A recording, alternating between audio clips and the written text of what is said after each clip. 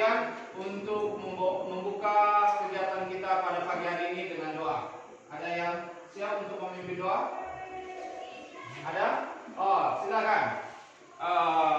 Mimi, silakan. Boleh kita berdiri?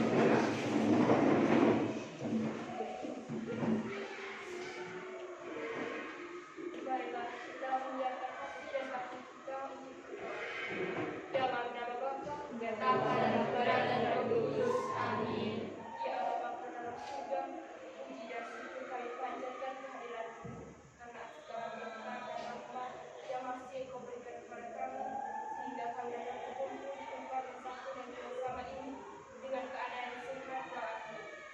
Ya Bapa yang Maha Kuasa, sebentar lagi kami akan melakukan kegiatan pembelajaran kami. Kami mohon agar kegiatan kami pada hari ini dapat berjalan dengan lancar. Nama-Mu yang kudus selalu kami puji, kini dan sepanjang masa. Amin. Dalam nama Bapa dan Putra dan Roh Kudus. Amin. Oke, silakan duduk. Terima kasih Mimi yang sudah mulai membawakan kita dalam doa.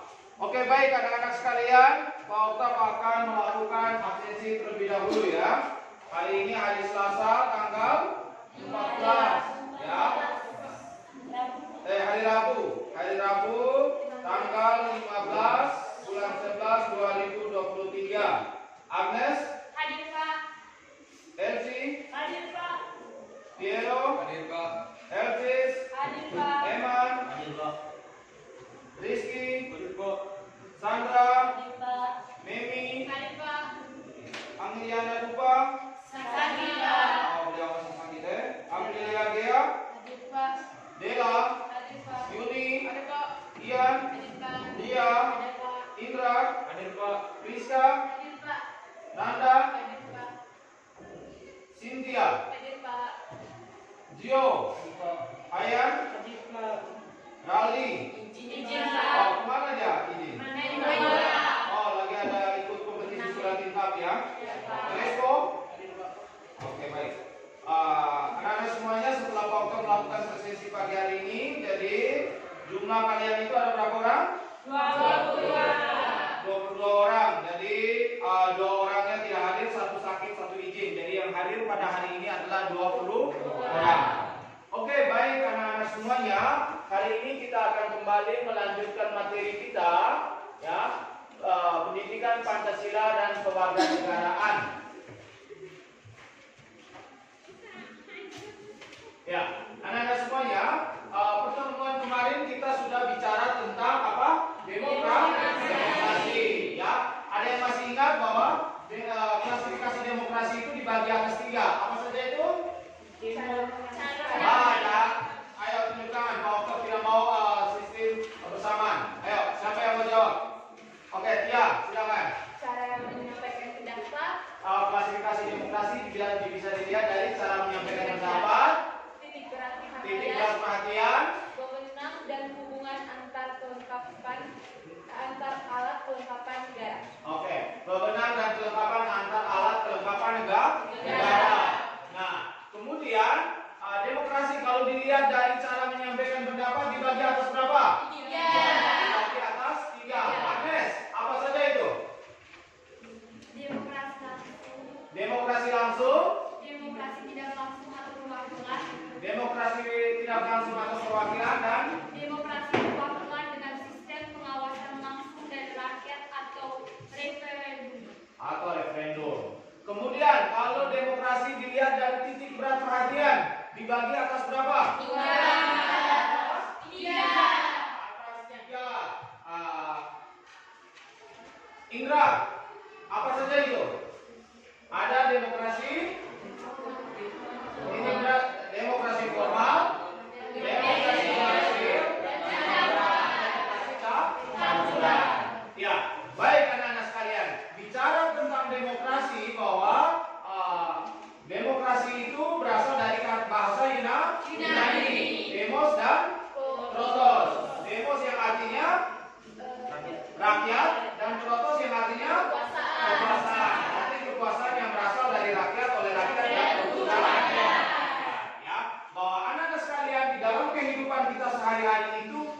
tidak terlepas daripada budaya demokrasi. Bagaimana orang tua harus mendengar pendapat dari kita sebagai anak-anak. Bapak Ibu guru harus mendengar pendapat dari anak-anak semuanya. Oleh karena itu bahwa bicara tentang demokrasi itu tidak terlepas dalam perjalanan hidup kita. Nah, hari ini anak-anak sekalian, Pak Oktav akan menyampaikan untuk materi kita hari ini masih dengan KD 3.2, yaitu mengkaji sistem dan dinamika demokrasi Pancasila sesuai dengan Undang-Undang Dasar Negara Republik Indonesia tahun 1945, dan KD 4.2 menyajikan hasil kajian tentang sistem dan dinamika demokrasi Pancasila. Selanjutnya anak-anak sekalian, nah materi pembelajaran kita hari ini kita akan fokuskan pada sejarah pergantian kabinet pada masa demokrasi liberal. Ya, sejarah pergantian kabinet pada masa demokrasi liberal. Kita ketahui bahwa negara kita sudah pernah mengalami pergantian beberapa demokrasi, yaitu ada demokrasi liberal, demokrasi terpimpin, demokrasi Pancasila, ya. Nah, hari ini anak-anak semuanya bahwa tujuan pembelajaran kita hari ini yang pertama, peserta didik harus mengetahui tentang sejarah karakteristik dari kabinet Nasir, ya, bahwa dalam pelaksanaan demokrasi liberal ada beberapa pergantian kabinet. Nah, siswa-siswi harus mengetahui tentang bagaimana karakteristik penerapan kabinet Nasir 6 September sampai dengan 27 April 1951. Yang kedua, harus mengetahui karakteristik kabinet Sudirman Sudirajo. Itu mulai dari 27 April sampai dengan 3 April 1952. Selanjutnya, peserta didik dapat mengetahui karakteristik dari kabinet Wilopo 3 April 1952 sampai dengan 3 Juni 1953. Peserta didik dapat mengetahui karakteristik kabinet Ali 1 atau kabinet Ali Wongso, dan peserta didik mengetahui karakteristik kabinet Burhanuddin Harahap, dan yang terakhir mengetahui karakteristik kabinet Ali 2. Nah, ini adalah tujuan pembelajaran, ya. Singkatnya bahwa tujuan pembelajaran kita hari ini, kalian harus mengetahui tentang bagaimana penerapan kabinet pada masa demokrasi liberal. Nah, untuk materi kita hari ini anak-anak sekalian, bahwa yang pertama bahwa siswa-siswi nanti akan berdiskusi di dalam kelompok, ya. Berdiskusi di dalam kelompok, kemudian siswa-siswi akan setelah berdiskusi kemudian mempresentasikan hasil diskusi kalian, kemudian kita akan melakukan sesi tanya jawab. Nah, kemudian dalam proses diskusi kelompok itu Pak Oktav akan menilai.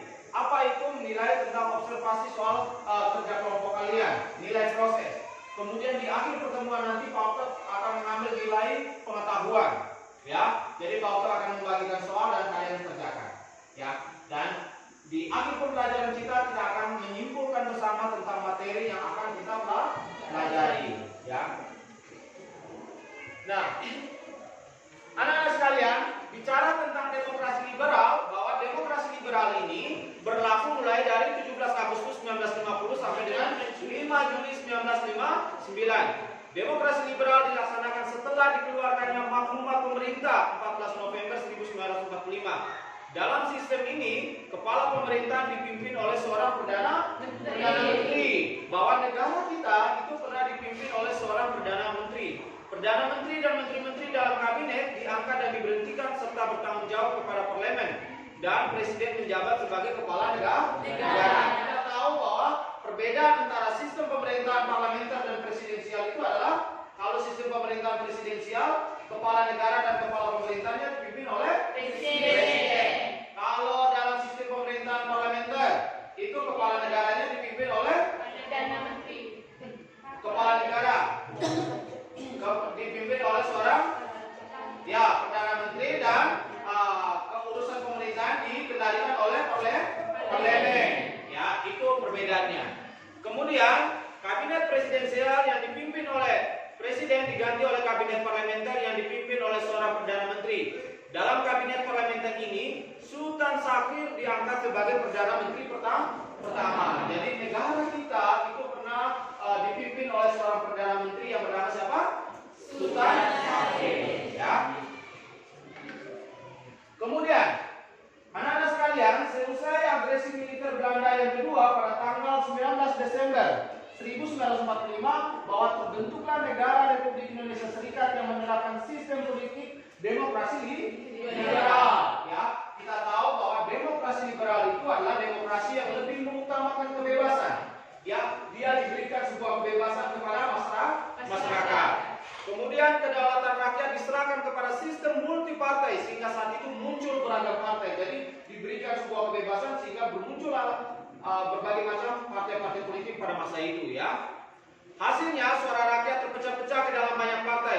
Efek negatifnya muncul sikap politik yang saling menjatuhkan antara partai. Hal demikian terjadi karena tidak ada satupun partai besar yang memiliki suara mayoritas lebih dari 50%. Akibatnya, umur kabinet pada masa demokrasi liberal tidak berusia panjang. Nah, anak-anak sekalian bahwa untuk mengetahui bagaimana perjalanan negara Indonesia pada masa itu ketika kita menerapkan demokrasi liberal, Pak Okta minta kalian untuk duduk dalam bentuk kelompok, ya. Ada 4 kelompok, Pak Okta bagikan, ya.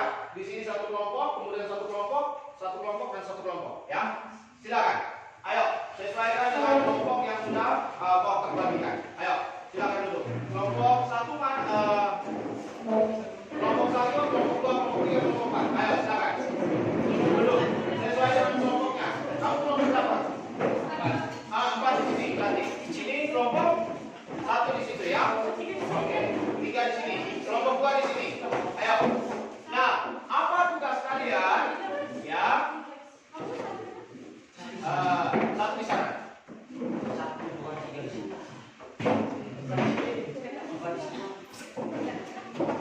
Nah, anak-anak sekalian, silakan. Ayo.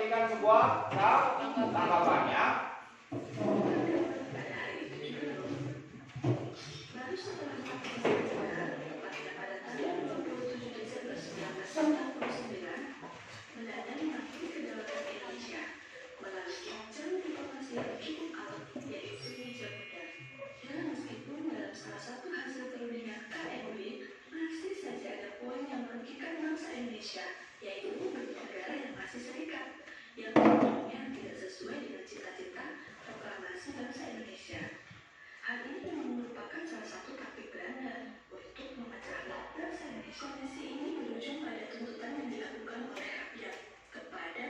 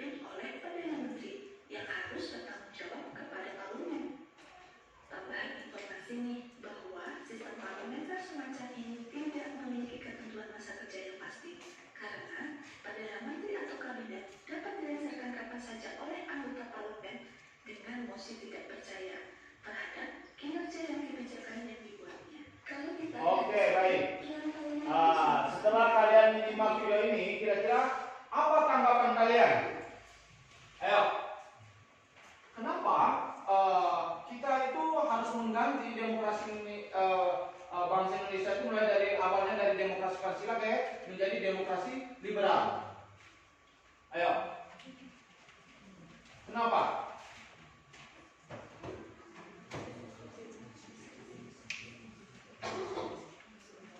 Ada? Mimi, apa tanggapan kamu setelah melihat video tadi? Tanggapan saya setelah melihat video tadi, saat video kita menanyakan bahwa Indonesia dulu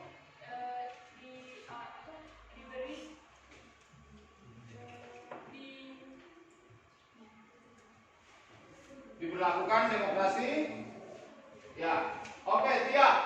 Baik, di sini setelah saya menyimak video ini, nah pertama dulunya Indonesia itu menganut demokrasi liberal serta pernah menjadi negara serikat. Ya. Sekarang kan kita negara kesatuan Republik Indonesia. Oke, baik. Tia, apa tanggapan kamu setelah melihat video singkat ini tadi? Hah?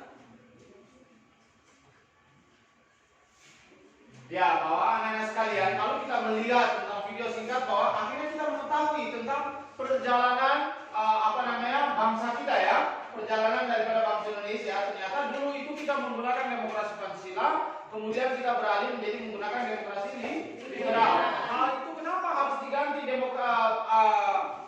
diganti itu demokrasinya? Karena memang pada saat itu, pada awal kita Indonesia kan baru merdeka ya, jadi kita sedang mencari-cari formasi kira-kira sistem yang tepat buat bangsa Indonesia itu yang mana. Jadi itu yang menjadi latar belakang kenapa terjadinya pergantian demokrasi dari waktu ke waktu, seperti itu. Oke, baik anak-anak semuanya, saat ini silakan kalian mendiskusikan materi tentang pergantian kabinet pada masa demokrasi demokrasi liberal ya. Pada masa demokrasi liberal, jadi kelompok 1 ya, kalian mengerjakan yang poin nomor 1 dan nomor 2. Kelompok 2 poin nomor 3 dan 4. Kelompok 3 poin yang ke 5 dan 6 poin, kemudian yang kelompok terakhir mengerjakan poin yang ke 7 ya, yang terakhir. Silakan. Ayo. Pak Ustaz berikan kesempatan.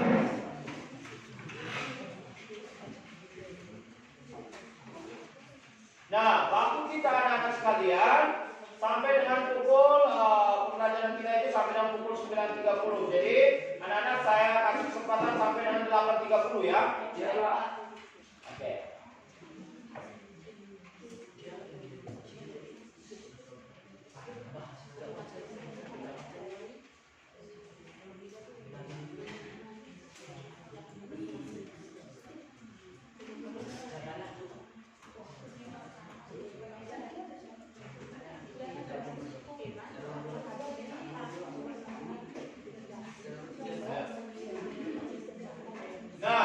Jadi anak-anak sekalian untuk mengerjakan tugas ini anak-anak silakan menggunakan teknologi ya. Jadi yang ada handphone, apakah dalam handphone itu kalian bisa kerja PowerPoint-nya?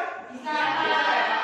Oke, silakan mencari informasi sebanyak mungkin, kemudian kerjakan dan kalian kumpul share screen di depan ya. Kalian mempresentasikan di depan, kemudian kelompok lain bertanya terkait dengan materi yang kalian presentasikan. Jelas informasinya? Jelas, Pak. Oke, silakan. Kalau ada kesulitan silakan ditanyakan. Ya, ini Pak Ustaz bagikan kalian RKPD ya. Ini menjadi tambahan informasi untuk kalian.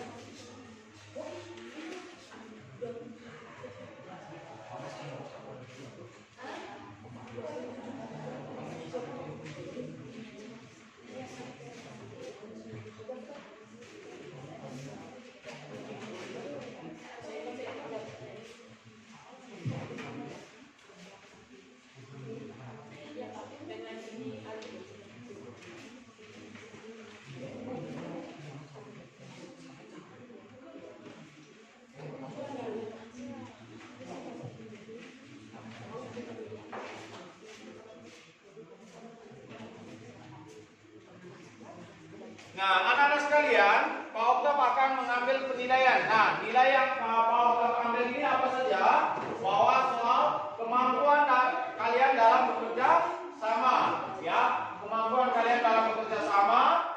Kemudian yang kedua adalah kemampuan kalian dalam menjelaskan kepada temanmu. Kemudian kekompakan di dalam kelompok dan keaktifan di dalam kelompok. Jadi ada 4 poin yang orang ambil nilai. Rentang nilainya adalah 1 sampai dengan 4.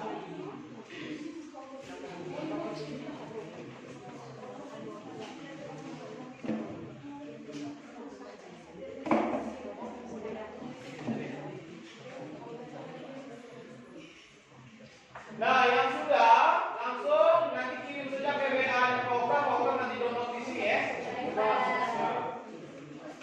Download di sini, kemudian kalian bisa presentasikan, begitu.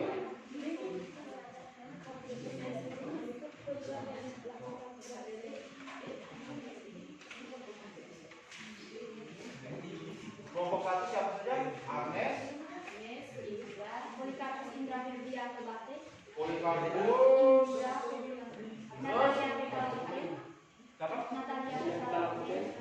Natalia Petapoten, Elizabeth Patricia Dwi, Elizabeth Patriensis, terus Regina Deska, Regina,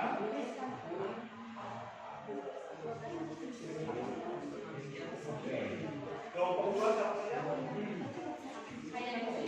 Maria, Maria Yohana Yohanti, terus Otilis, kemudian kelompok 3, terus yang 3 Katarina, oke, terus Maria,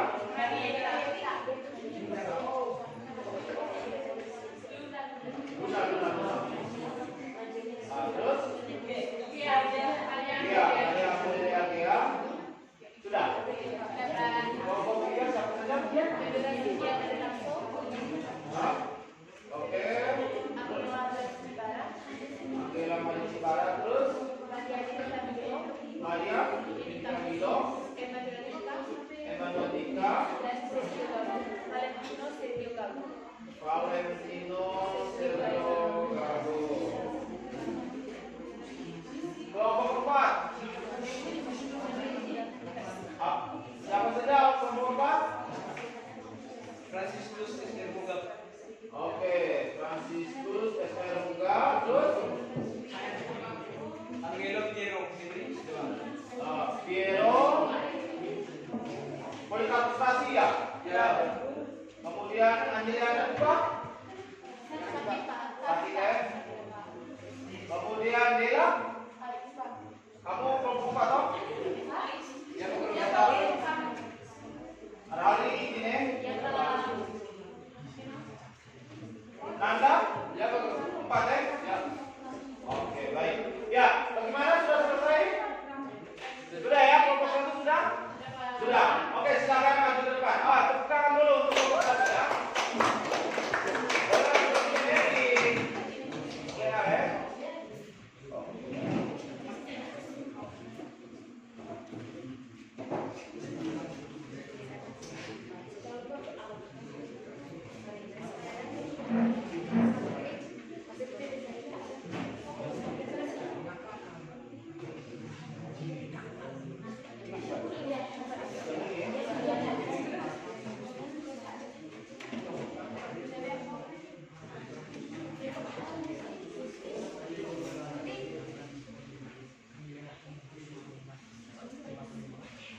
Oke, baik ya. Ini adalah anggota kelompoknya ya.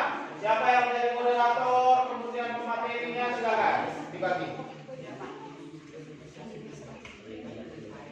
Baik, selamat pagi untuk kita semua. Saya bisa dengan senang mengarahkan perhatian kepada kelompok kami karena kami akan melaksanakan presentasi kami dari hasil diskusi. Satu kelompok 10 menit ya. Ya, silakan. Di sini saya sebagai moderator dan keempat teman saya menjadi pemateri. Kelompok kami akan membahas tentang bagian kabinet dalam demokrasi liberal, yaitu Kabinet Nasir dan Kabinet Sukiman Suwirjo. Satu orang kasih ini. Silakan. Agnes, ya.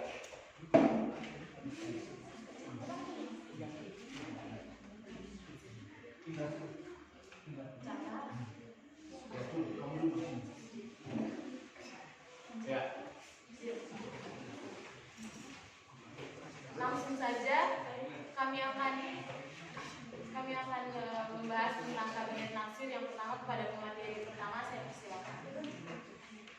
Kabinet Natsir. Kabinet ini merupakan kabinet pertama yang memerintah pada masa demokrasi liberal. Katsir berasal dari Partai Masyumi. Program yang dijalankan pada periode ini adalah sebagai berikut. 1. Meningkatkan usaha keamanan dan ketentraman. 2. Mencapai konsolidasi dan menyempurnakan susunan pemerintahan. 3. Menyempurnakan organisasi angkatan perang. 4. Memperkuat ekonomi rakyat. 5. Memperjuangkan penyelesaian masalah Irian Barat. Namun, masa pemerintahan Kabinet Natsir tidak berlangsung lama, dan kabinet ini mengalami berbagai tantangan politik. Kabinet Natsir jatuh pada tanggal 27 April 1951 setelah menghadapi berbagai kritik dan ketidaksetujuan dari berbagai pihak, termasuk partai-partai politik dan anggota parlemen. Setelah itu, peristiwa-peristiwa politik selanjutnya terjadi dalam sejarah Indonesia, termasuk pembentukan Kabinet Sukiman pada tahun 1951.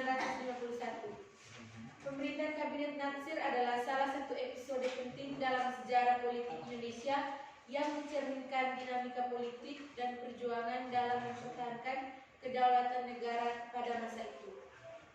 Berikutnya Kabinet Sukiman Suwarjo. Bermateri. Kabinet Sukiman Suwarjo. Suwarjo. Ya, silakan. Kabinet ini dipimpin oleh Sukiman Suwarjo dan merupakan kabinet koalisi Nasyumi Beni.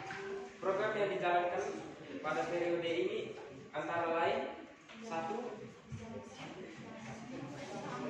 Menjalin keamanan dan ketentraman.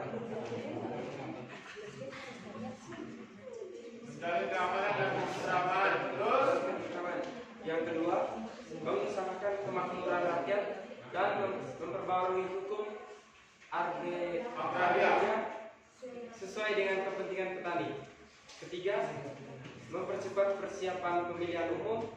Keempat, menjalankan politik luar negeri secara bebas, aktif, serta memasukkan Irian Barat ke dalam wilayah Republik Indonesia secepatnya. Masa pemerintahan Kabinet Sukiman Suwirjo adalah masa yang masih diwarnai oleh ketegangan dan konflik antara Indonesia dan Belanda. Konflik tersebut berakar dari upaya Belanda untuk mempertahankan kepentingan kolonialnya di Indonesia. Sementara itu, Indonesia berjuang untuk mencapai kemerdekaan penuh. Pada periode pemerintahan Kabinet Sukiman Suwarjo, negosiasi antara Indonesia dan Belanda masih berlangsung dan perjanjian-perjanjian yang mengatur peralihan kedaulatan masyarakat diperdebatkan. Baik, sekian saja presentasi dari kelompok kami. Di sini kelompok kami akan membuka sesi tanya jawab bagi teman-teman kelompok yang mungkin belum memahami PPT dan presentasi dari kami. Saya persilakan untuk setiap kelompok memberikan satu pertanyaan. Silakan kepada teman Hayan. Berdiri, ayo.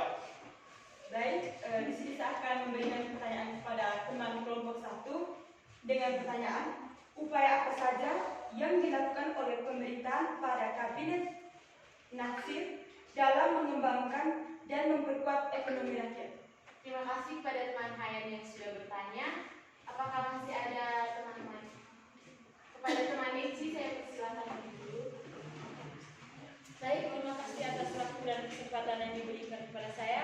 Saya perwakilan dari kelompok 3 akan mengajukan pertanyaan kepada teman-teman kelompok 1. Dengan pertanyaan, apa yang dimaksud dengan program mencapai konsolidasi dan menyempurnakan susunan pemerintahan? Terima kasih kepada teman Eci yang sudah bertanya. Selanjutnya kepada teman B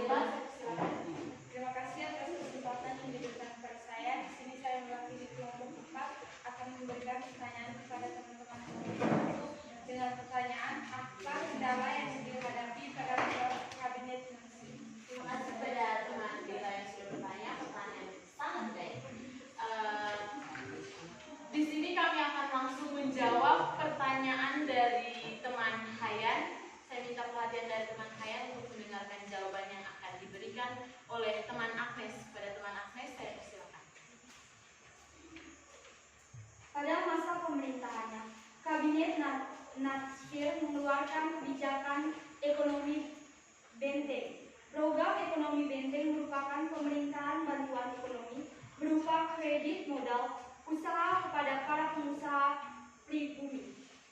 Sekian dan terima kasih. Bagaimana teman Hayat? Apakah jawaban yang telah dilontarkan oleh teman Agnes diterima oleh teman Hayat? Oke, terima kasih teman Hayat atas kepuasannya terhadap jawaban dari teman Agnes. Di sini kami akan mencoba menjawab pertanyaan dari teman Eci. Kepada teman yang menjawab, saya persilakan.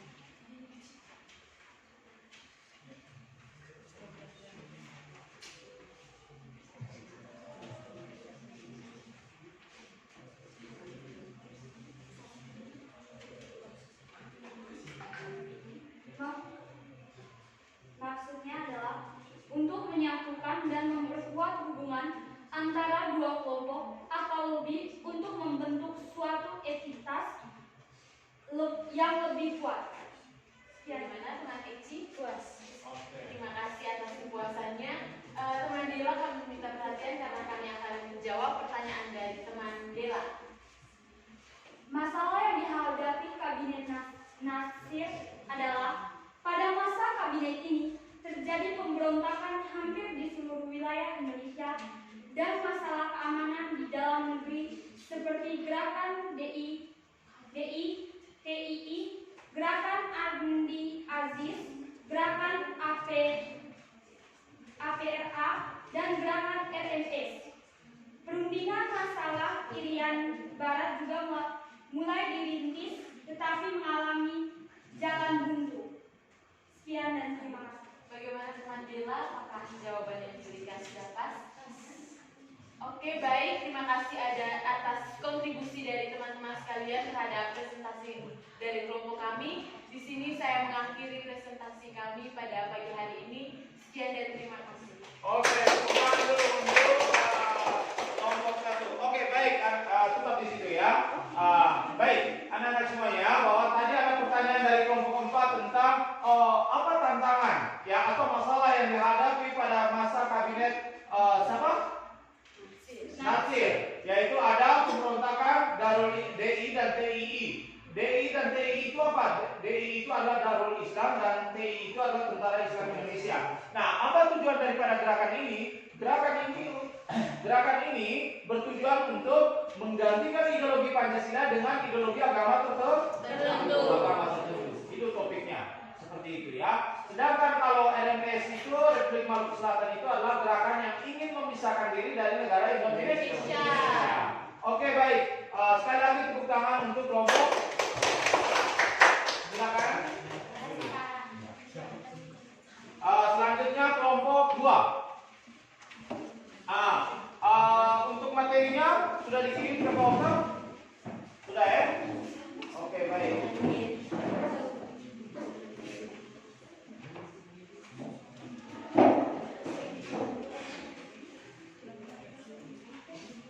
Ya, silakan Pak Pak, kelompok 2.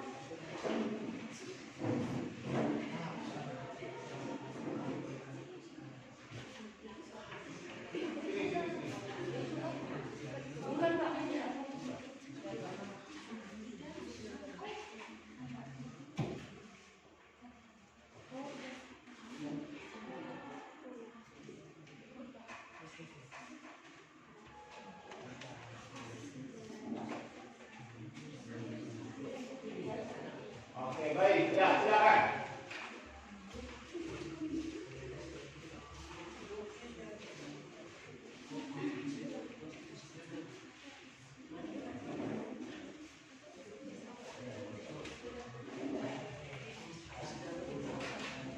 Kalian ini buat dalam bentuk apa? PDF, Pak? Oke, baik. Silakan.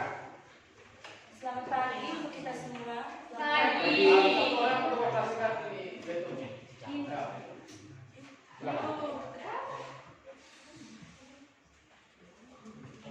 Terima kasih atas waktu dan kesempatan yang diberikan kepada kelompok kami. Kami dari kelompok 2 akan melaporkan hasil kerja kelompok kami. Kepada pemateri pertama, waktu dan kesempatan saya beri. Kabinet Wiloko adalah kabinet yang dipimpin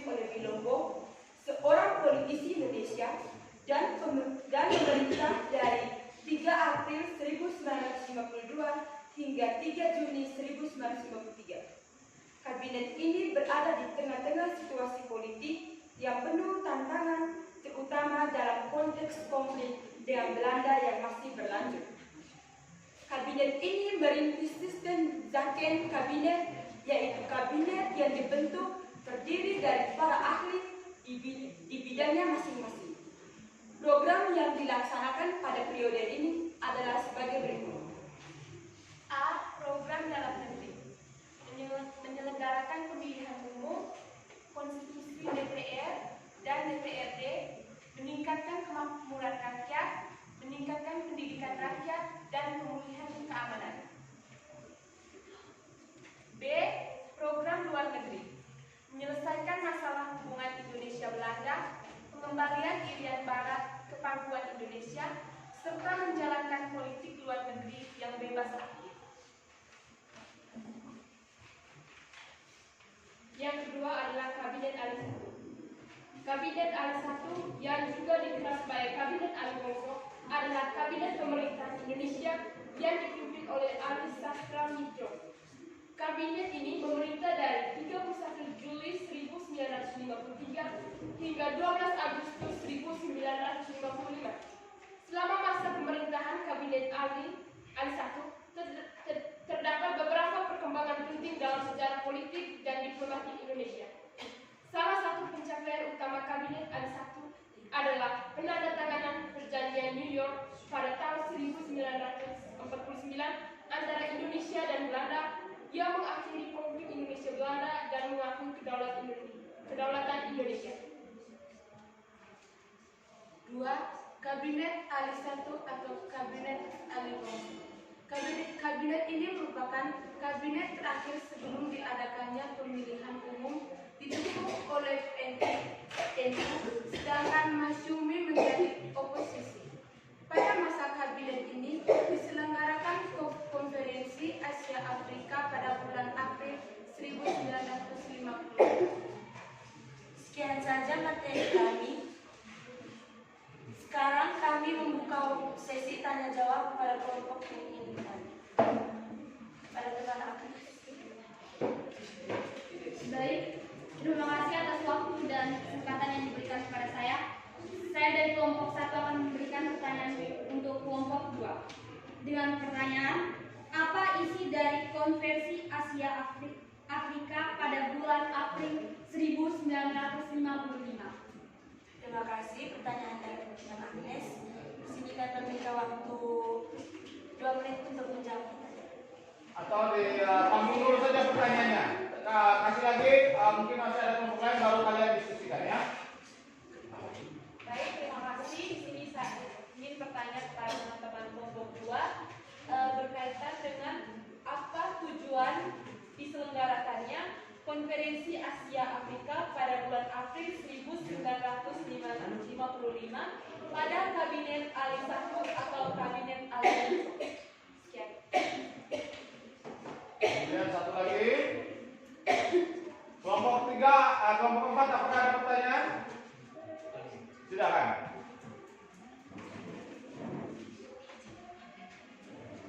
Baik, terima kasih atas waktu dan kesempatannya. Di sini saya bertanya, peristiwa yang menyebabkan jatuhnya Kabinet Wilopo pada tahun 1953, di mana terjadi mosi tidak percaya dari Serikat Tani disebut dengan peristiwa apa? Oke.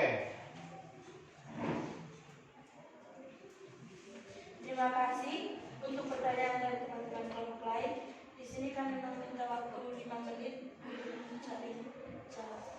Oke. 1 menit. 1 menit, 2 menit ya. Oke, silakan. Ya.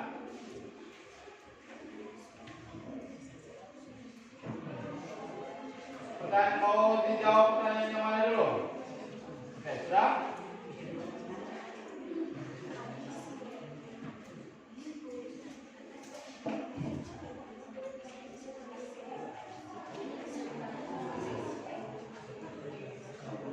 Silakan.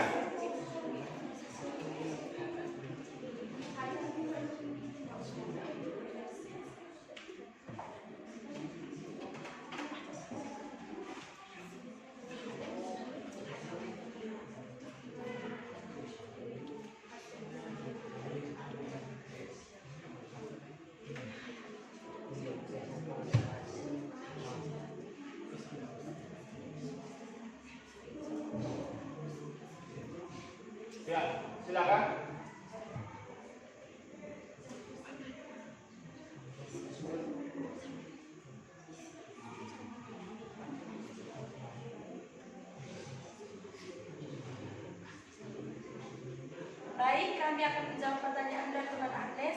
Untuk teman Agnes, kami mohon perhatian. Bukan hanya Agnes, semuanya harus perhatikan. Ya.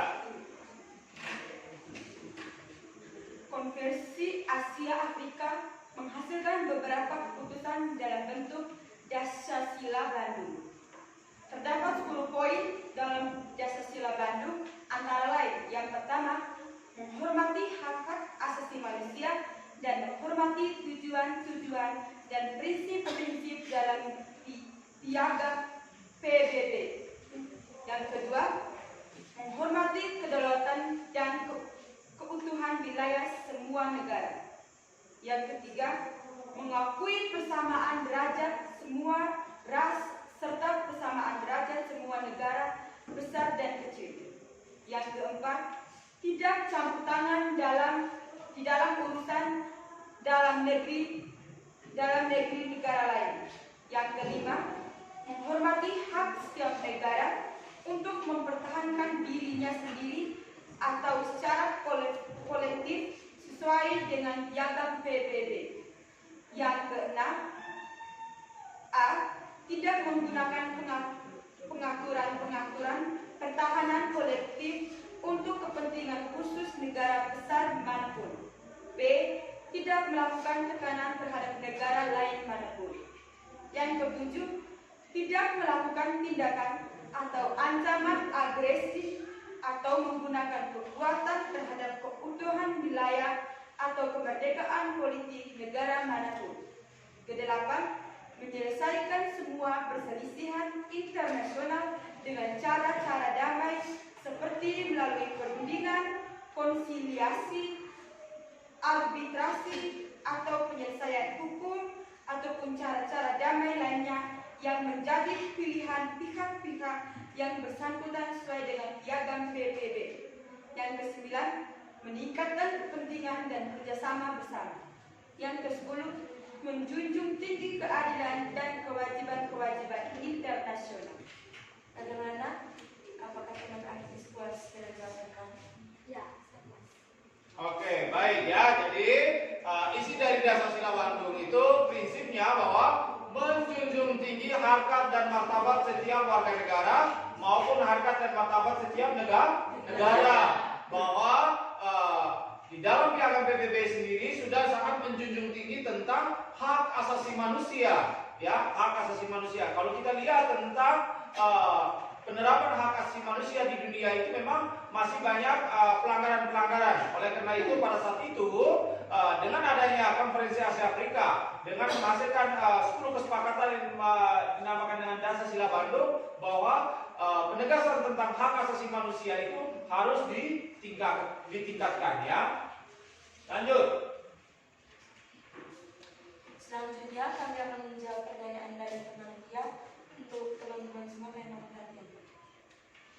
Tujuan diselenggaranya Konferensi Asia Afrika yaitu untuk mempromosikan kerjasama ekonomi dan kebudayaan Asia Afrika serta melawan kolonialisme atau neokolonialisme Amerika Serikat, Uni Soviet atau negara imperialis lainnya.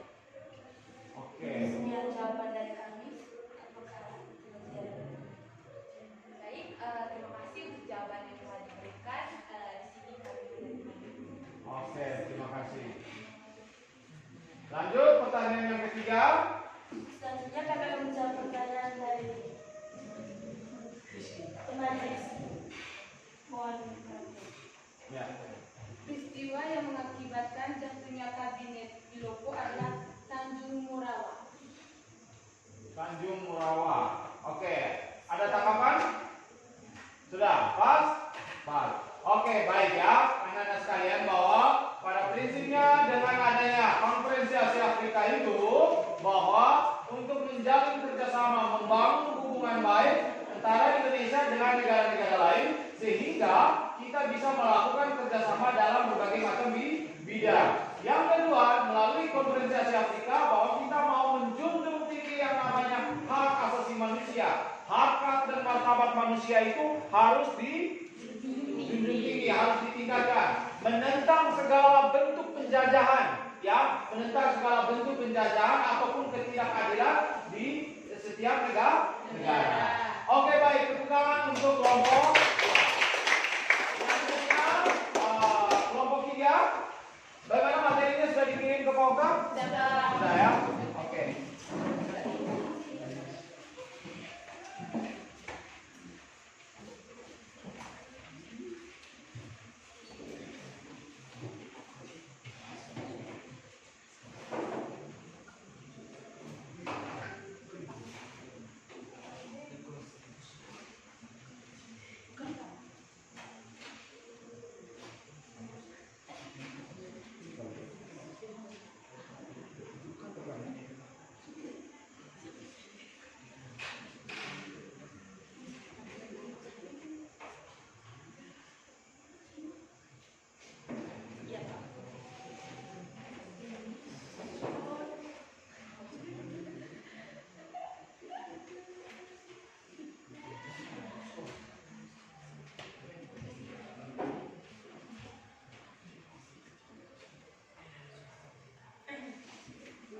Oke, baik, silakan. Oke, selamat pagi untuk kita semua. Pagi. Orang bilang tak kenal maka tak sayang. Sip. Maka di sini izinkanlah kami memperkenalkan anggota kelompok kami yang beranggotakan 5 orang. Oke, selanjutnya waktu dan kesempatan selanjutnya saya berikan kepada pemateri pertama. Terima kasih kesempatan kepada moderator. Di sini saya akan membahas tentang Kabinet Burhanuddin Harahap 29 Agustus 1995 sampai 3 Maret 1956.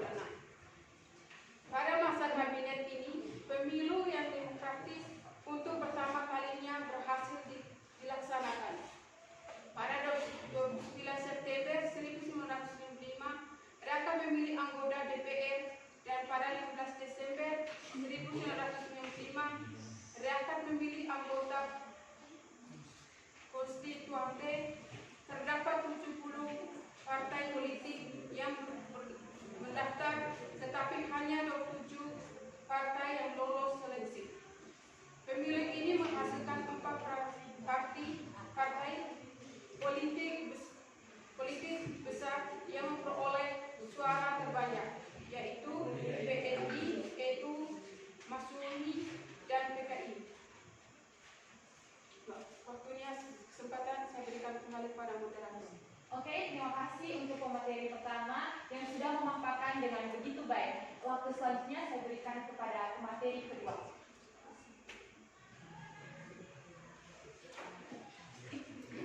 Yang kedua, Kabinet Ali 2 pada tanggal 20 Maret. Baca saja yang di situ. Ya. Pada tanggal 20 Maret 1956 sampai dengan 14 Maret 1957. Kabinet Ali 2 merupakan kabinet koalisi PNI, Masyumi, dan NU. Program kabinet ini disebut Rencana Pembangunan 5 tahun yang membuat program jangka panjang sebagai berikut. Yang pertama, perjuangan pengembalian Irian Barat. Yang kedua, pembentukan daerah-daerah otonomi dan mempercepat terbentuknya anggota-anggota DPRD. Yang ketiga, mengusahakan perbaikan nasib pemburu dan pegawai. Yang keempat, menyiapkan perimbangan keuangan negara. Yang terakhir, mewujudkan perubahan ekonomi kolonial menjadi ekonomi nasional berdasarkan kepentingan rakyat. Sekian dan terima kasih. Waktu selanjutnya saya kembali kepada moderator. Baik, terima kasih untuk pemateri kedua yang sudah memaparkan materi dengan begitu baik. Selanjutnya saya berikan waktu dan kesempatan untuk teman-teman yang ingin bertanya kepada kelompok kami. Oke, silakan. Ada Ya. kelompok satu, saya persilakan.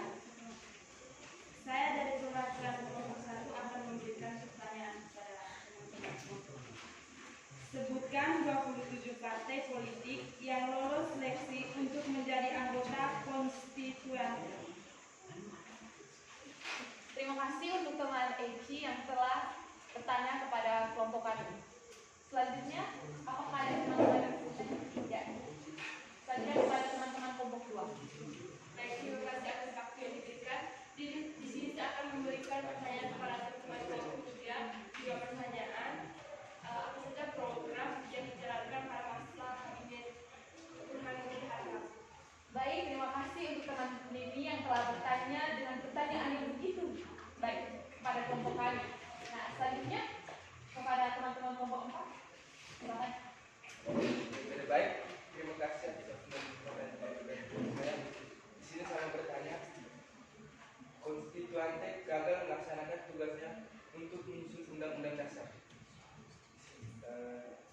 kegagalan konstituante tersebut adalah? Apa dampak dari kegagalan konstituante? Ya, oke silakan. Baik, terima kasih untuk teman-teman yang sudah bertanya kepada kelompok kami. Di sini kami meminta 1 menit untuk mencari jawaban. Ya, silakan. Nanti Prof bantu.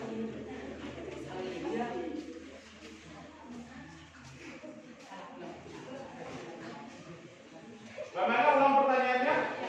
Oh, ulang. Oke, silakan. Diganti pertanyaannya. Silakan.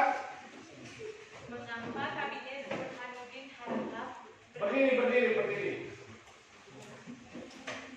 Mengapa Kabinet Burhanuddin Harahap berakhir pada masa demokrasi liberal? Ya, oke, Baik, baik. terima kasih. Nah, silakan diskusikan.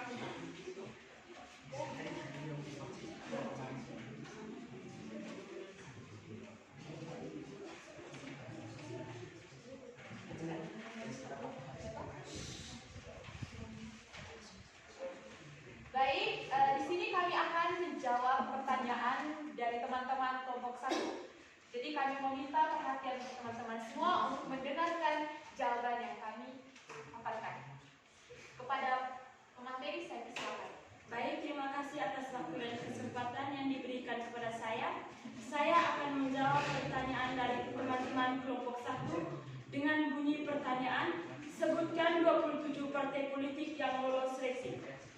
27 partai politik yang lolos seleksi adalah Partai Nasional Indonesia, Majelis Syuro Muslimin Indonesia, Majelis Syuro Muslimin Indonesia, Partai Nahdlatul Ulama, Partai Komunis Indonesia, Partai Syariat Islam Indonesia, Partai Kristen Indonesia, Partai Katolik, Partai Sosial Indonesia, Ikatan Pendukung Kemerdekaan Indonesia, Pergerakan Tabiah Islami, Partai Rakyat Indonesia, Partai Buruh Gerakan Pembela Pancasila, Partai Rakyat Indonesia, Persatuan Pegawai Polisi, Partai Musyawarah Rakyat Banyak, Badan Permusyawaratan Kewargaan Negara Indonesia, Persatuan Indonesia Raya, Persatuan Rakyat Maharen Indonesia, Persatuan Dayak, PIR, Hazari, Partai Politik Tarikh Islam, Angkatan Keamanan Umat Islam, Persatuan Rakyat Desa, Partai Republik Indonesia Merdeka, Angkatan Komunis Muda, Swedojon Parawisodoroso. Bagaimana? Mengerti, Pak? Terima kasih. Selanjutnya, kami akan menjawab pertanyaan nomor 2 yang telah diberikan oleh teman-teman dari kelompok 2. Kepada pemateri saya persilakan. Baik, di sini saya akan menjawab pertanyaan nomor 2 dari teman-teman kelompok 2 dengan bunyi pertanyaan, program yang dijalankan selama Kabinet Burhanuddin Harahap.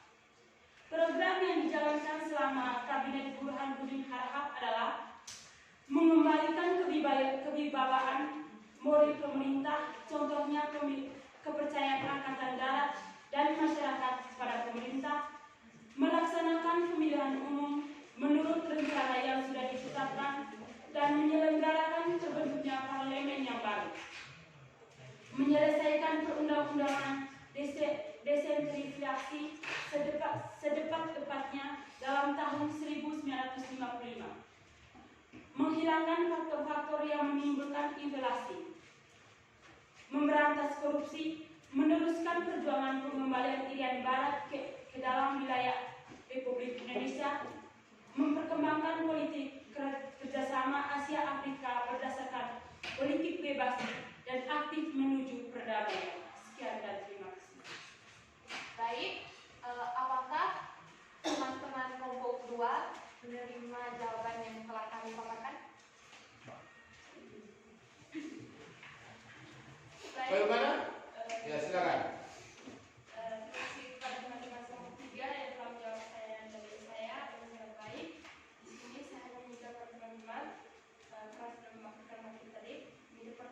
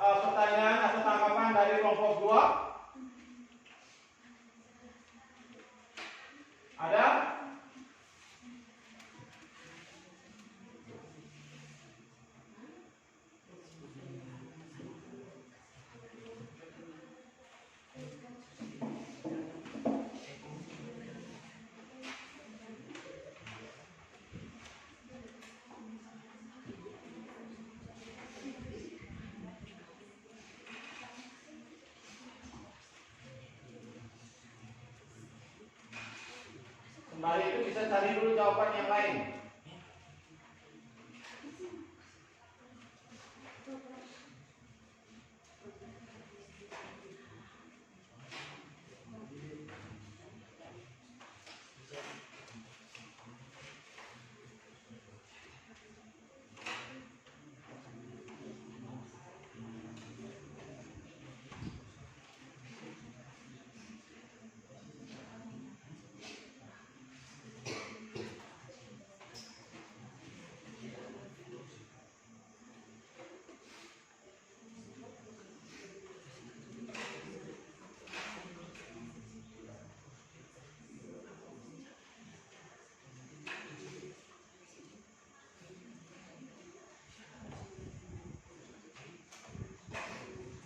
Ya, silakan. Baik, di sini kami akan menjawab kembali pertanyaan yang telah teman ini tanyakan kepada kami.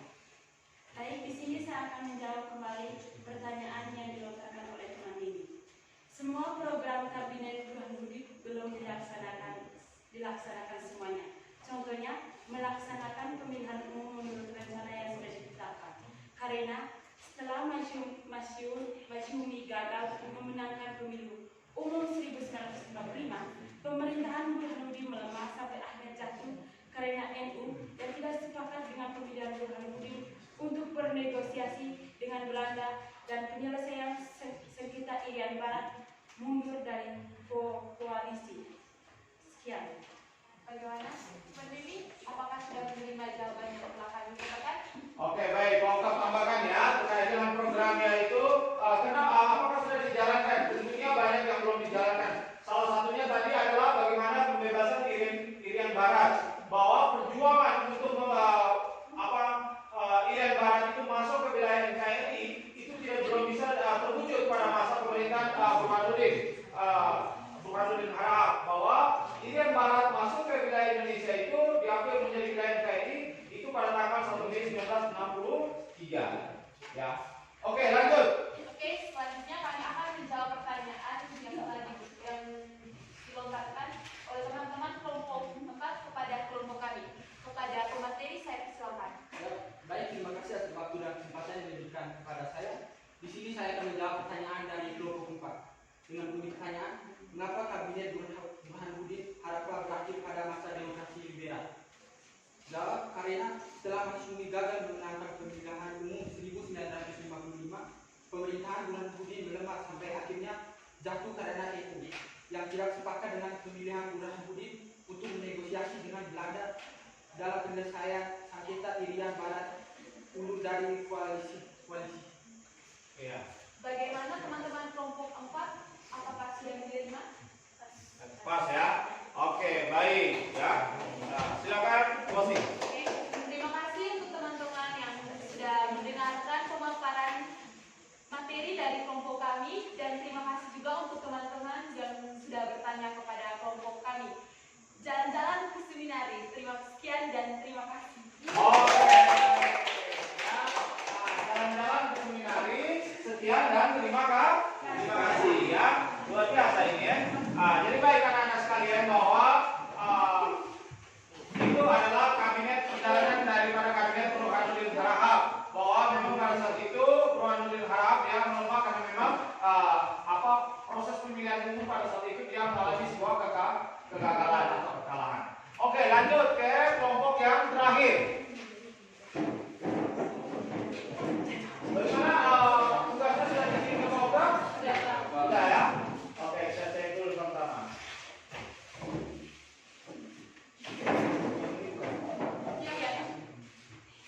Oke, baik anak-anak semuanya, mari kita sama-sama perhatikan tugas dari kelompok 4. Ini yang terakhir ya.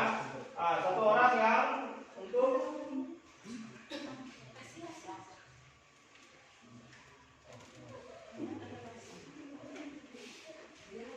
ya, silakan. Jadi baik, selamat pagi kita semua. Pagi. Terima kasih atas waktu dan kesempatan yang diberikan kepada kami. Di sini kami akan melaporkan hasil diskusi kami. Pada materi pertama, saya persilakan. Baik, terima kasih atas kesempatan yang diberikan oleh moderator. Di sini saya akan menjelaskan tentang Kabinet Juanda. Ya, Kabinet Juanda, silakan. Kabinet Juanda merupakan kabinet ketujuh dan terakhir pada masa demokrasi liberal. Kabinet Juanda dipimpin oleh Perdana Menteri Juanda Kartowi Wijaya yang memulai masa kejayaannya pada September 1957 dan berakhir pada Juli 1959. Kabinet Juanda tercatat sebagai kabinet yang paling lama menjabat, yaitu 14 bulan.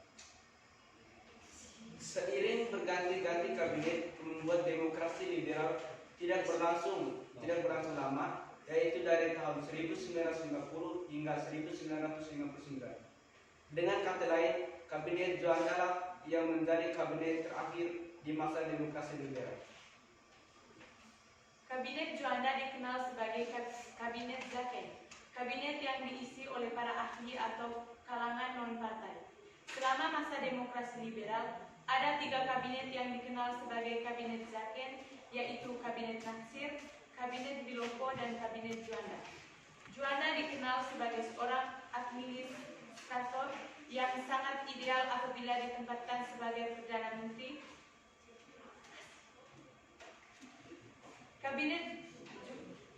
Program kerja Kabinet Juanda. Setelah jatuhnya Kabinet Ali Sastroamijoyo II, Juanda ditunjuk sebagai Perdana Menteri dan menjalankan program kerjanya. Berjalannya Kabinet Juanda tidak mudah karena berada di tengah pergaulan Irian Barat hingga masalah ekonomi yang sangat buruk. Berikut ini adalah program kerja Kabinet Juanda. Yang pertama, membentuk Dewan Nasional.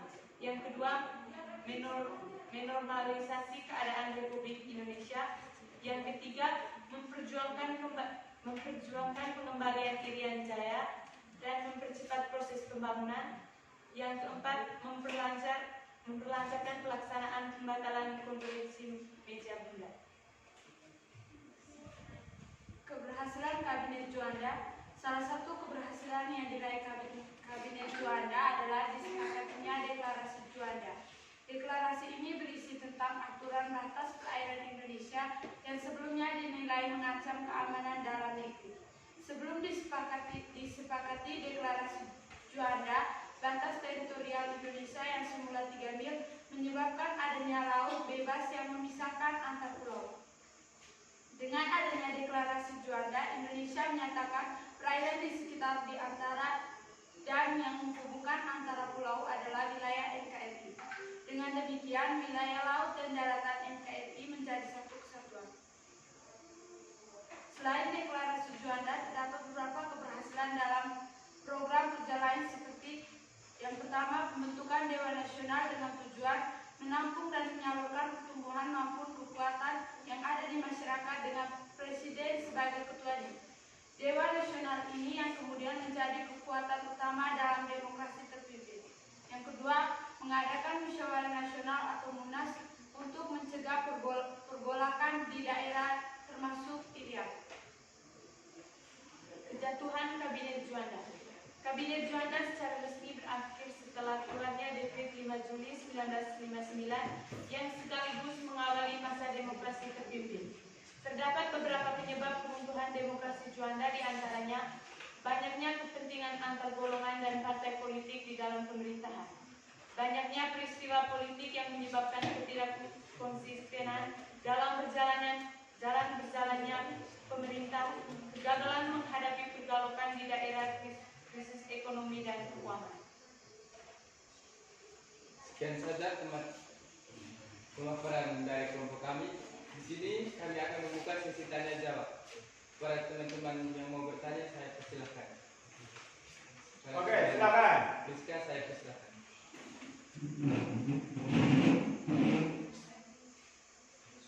Saya mewakili kelompok 1 akan memberi pertanyaan kepada teman-teman kelompok 4. Siapa sajakah anggota konstituante yang bersidang pada 10 November 1956? Oke, Oke, pertanyaan kedua. Baik, di sini saya akan bertanya kepada kelompok 4 dengan pertanyaan, apa yang menyebabkan sidang pada 10 November 1956 sampai 1958 belum berhasil merumuskan Undang-Undang Dasar? Sekian. Dan dari baik dengan satu waktu dan kesempatan yang diberikan kepada saya, berdirinya saya di sini mewakili teman-teman kelompok 3 untuk memberikan pertanyaan kepada kelompok 4. Apa yang menjadi penyebab anggota konstituante belum berhasil merumuskan UUD yang diharapkan? Oke, ya. Terima kasih atas pertanyaan yang diberikan. Oke. Di sini kami akan menjawab pertanyaan dari teman Priska.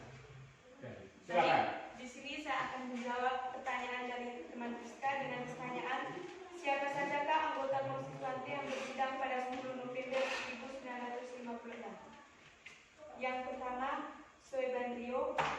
Yang kedua, Sanusi Harjadinata. Yang ketiga, Juanda. Yang keempat, Maengpong. Yang kelima, Sudirjo. Yang keenam, Sutikno Slamet. Yang ketujuh, Sajarwo. Yang kedelapan, Soenario dan Muljo Yuseno. Yang kesembilan, Inkupiwang. Yang ke-10, Sukardan. Yang ke-11, Nazir. Yang ke-12, Pangeran Muhammad Nur. Yang ke-13, Samijono. Yang ke-14, Laiminan. Oke, baik. Apakah jawaban yang sudah pas? Sudah, cukup. Oke, pertanyaan yang kedua. Kami akan menjawab pertanyaan dari teman kita. Terima kasih atas kesempatan yang diberikan kepada saya. Di sini saya akan menjawab pertanyaan dari teman Gila dengan pertanyaan, apa yang menyebabkan sidang pada 10 November tahun 1956 sampai 1958 belum berhasil merumuskan UUD? Yang menyebabkan sidang pada tanggal 10 November 1956 sampai 1958 belum berhasil merumuskan UUD, yakni kegagalan Badan Konstituante, yaitu kegagalan tersebut disebabkan oleh adanya perbedaan pendapat dalam anggota dan konstituante tidak dapat menghasilkan kesepakatan sehingga belum berhasil merumuskan UUD. Ya, jadi adanya perbedaan pendapat di antara kalangan badan konstituante. Oke, lanjut.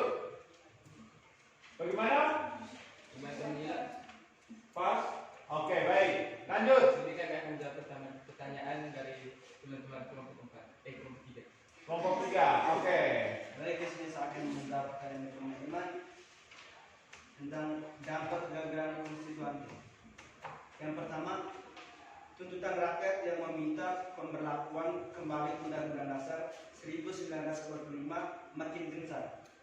Yang kedua, bangsa Indonesia tidak memiliki undang-undang yang bersumber pada hukum nasional. Yang ketiga, pemerintah memberlakukan Undang-Undang Dasar warisan pemerintah penduduk Jepang. Yang keempat, Presiden Soekarno memerintahkan DPR membuat Undang-Undang Dasar baru menggantikan Undang-Undang Dasar 1945.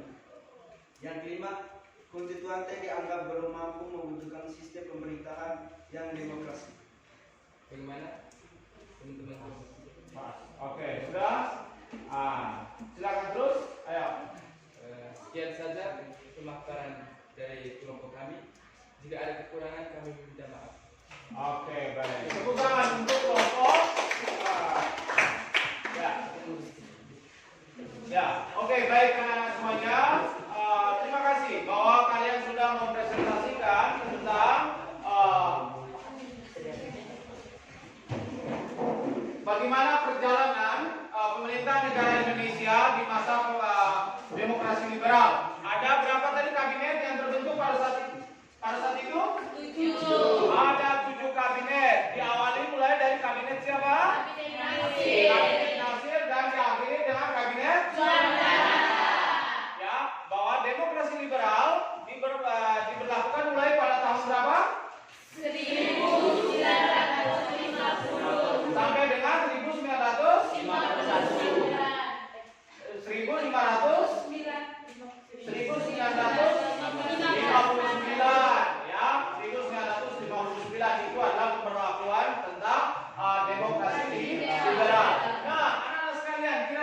apa yang terjadi pada penerapan? Perubahan-perubahan apa saja yang terjadi pada masa demokrasi liberal? Yang pertama adalah ada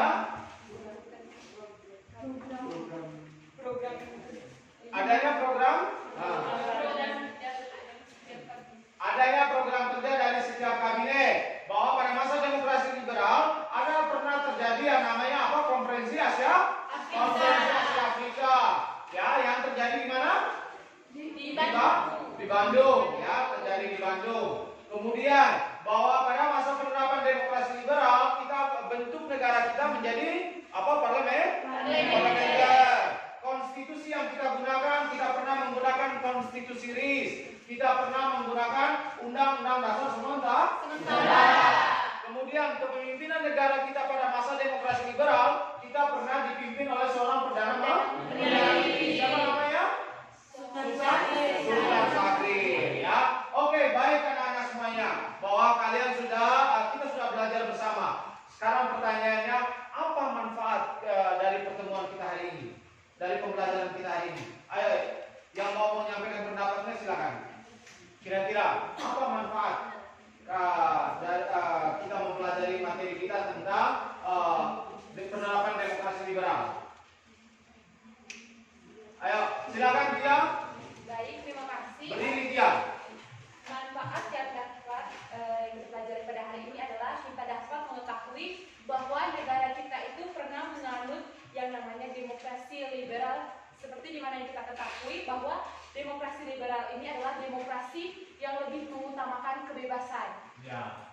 Oke, terima kasih ya Tia. Bahwa kita mengetahui, akhirnya kita mengetahui ternyata perjalanan bangsa Indonesia kita pernah menerapkan demokrasi liberal. Ya. Nah, kemudian ada lagi?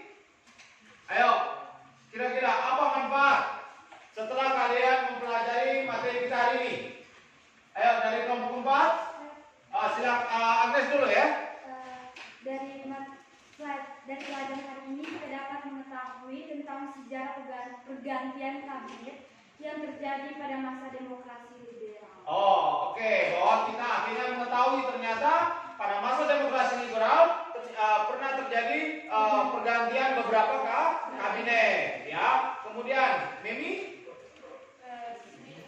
Dari materi kita pelajari dapat mengetahui bahwa Indonesia itu seperti yang dikatakan tadi, Indonesia itu pernah menganut demokrasi liberal yang bersamakan kebebasan. Di sini juga dalam kabinet dan dalam demokrasi liberal ada beberapa kabinet yang menerapkan programnya sendiri, dan juga di situ dalam programnya ada juga yang mengalami keberhasilan dan juga kegagalan. Oke, baik. Terima kasih. Tepuk tangan untuk kita semua ya. Jadi itu menjadi satu hal yang bisa kita ketahui. Oke, baik anak-anak semuanya. Terima kasih banyak untuk perhatian kalian. Jadi pada saat ini Pak Oktaf akan membagikan ya soal untuk kalian kerjakan. Ya, kalian kerjakan soalnya adalah 10 nomor. Ya, silakan tutup dulu bukunya ya. Atur kembali mejanya secepat mungkin. Kemudian duduk sesuai dengan tempat duduknya. Ayo, duduk sesuai dengan tempat duduk terdekat saja. Ya, biar hemat waktu. Ayo, silakan. Dengan tempat duduk terdekat, hemat waktu. Ayo, silakan. Sudah.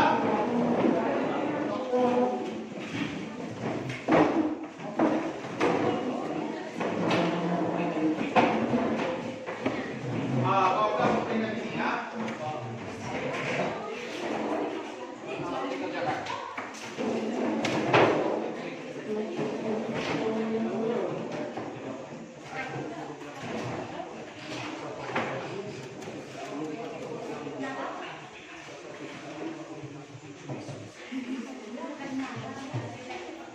Kerjakan langsung di lembaran ini. Oke Pak, baik Pak.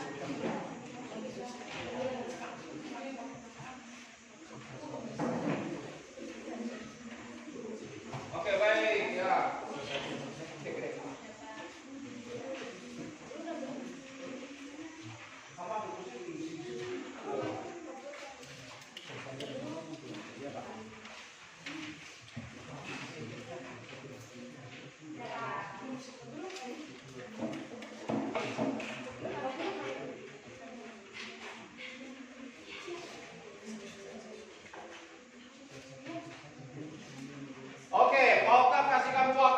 menit ya mengerjakan soalnya. Kemudian setelah itu dikumpulkan ya. Nah, sembari kalian mengerjakan soal yang pokok berikan, mohon untuk mendengarkan informasi untuk pertemuan kita berikutnya ya. Jadi pertemuan kita berikutnya kita akan melanjutkan penerapan materi demokrasi terpimpin dan demokrasi pada masa Orde Baru ya. Jadi bisa kalian searching atau cari informasi terlebih dahulu bagaimana penerapan demokrasi pada demokrasi terpimpin dan demokrasi pada masa Orde Baru, sehingga nanti kita diskusikan ya.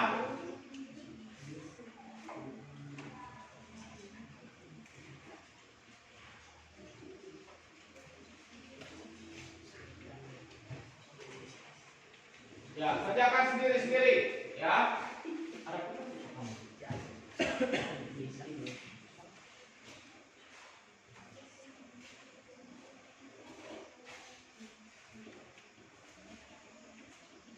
Tadi kita mulai jam 8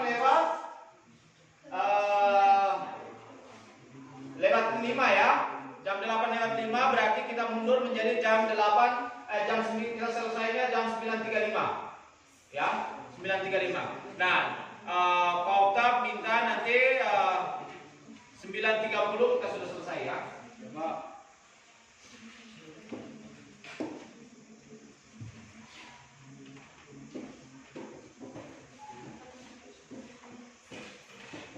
Sudah? Oke, terima kasih Agnes. Ya.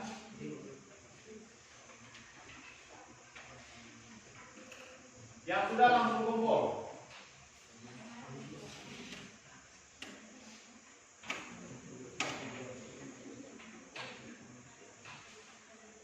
Sudah.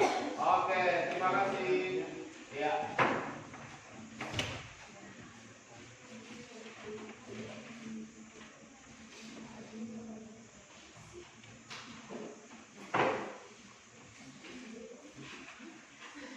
Ya, yang lain ayo silakan kumpul. Kalau yang sudah ya, waktu kita sampai dengan 9.30, 1 menit lagi. Oke, baik.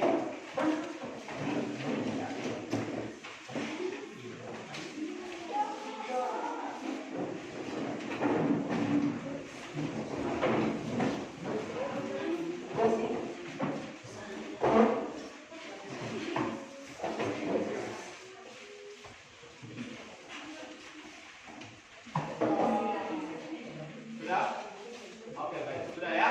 Oke, anak-anak semuanya, Pak Oktav kembali menginformasikan untuk tugas minggu depan, kalian mencari informasi tentang penerapan demokrasi terpimpin dan demokrasi era reformasi.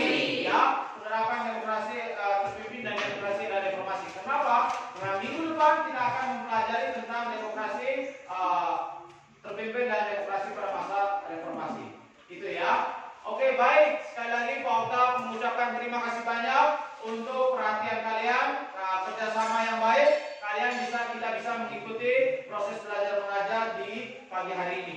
Mari kita akhiri pertemuan kita ini dengan berdoa. Siapa kalau tadi yang siapa tadi yang pimpin? Yang Demi, yang doa penutup ini saya minta yang laki-laki. Ayo siapa? Indra. Oke, silakan Indra. Maju depan, Indra sini. Ayo.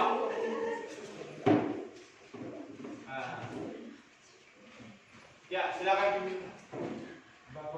Bapak Guru dan teman-teman sekalian, marilah kita mengambil sikap yang baik untuk berdoa. Dalam nama Bapa, dan Putra dan Roh Kudus. Amin. Terima kasih Tuhan atas pembelajaran yang Kau berikan kepada kami hari ini. Semoga pembelajaran yang kami terima pada hari ini dapat berguna bagi masa depan kami. Namamu yang kudus selalu kami puji, kini dan sepanjang masa. Amin. Santo Thomas Aquino, Tuntunlah pembelajaran kami supaya dapat diamalkan sesuai dengan kehendak Allah. dalam nama Bapa, Bapa dan Putra dan Roh Kudus. Amin. Oke, sekarang